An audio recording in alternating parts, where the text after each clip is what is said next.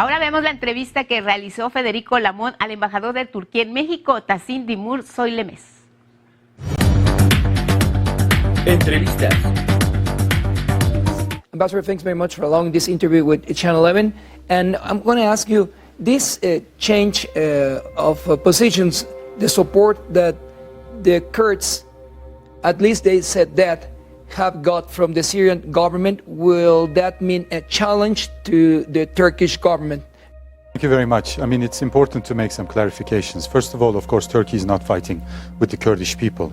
Turkey is fighting with two terrorist organizations. One is Daesh, the so-called Islamic State, and the other is YPG, which is a terrorist organization linked to PKK, which has its safe haven in northern Iraq. So we are fighting two terrorist organizations, and the goal of our current operation in northern Syria is to create a safe zone, 30 kilometers deep, about 300-400 kilometers wide, so that this zone will be eliminated from all sorts of terrorist groups, whether it's Daesh or YPG, and that ultimately to this safe zone, Syrian refugees can voluntarily return.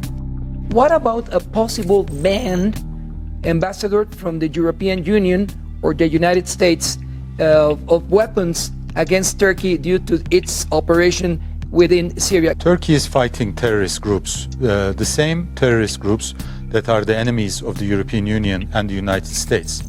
So it's very difficult to understand the logic of making sanctions, bringing sanctions against an ally who is fighting terrorism. Ambassador, is there a risk that some other nations such as Russia or Iran might support the Syrian government and its Kurds allies in this moment? Our goal is to bring peace to Syria. Our goal is to be able to allow the Syrian people to safely return and be able to create a government of their own choosing. Whoever we have to cooperate with in order to bring that about, we will cooperate with. If the Europeans and the Americans have anything constructive to bring to the table to bring peace to Syria, then we are happy to work with them as well.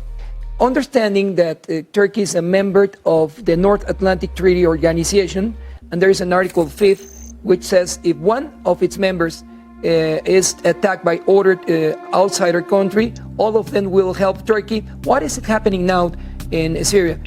Well, Turkey is a very reliable and also very strong member of NATO.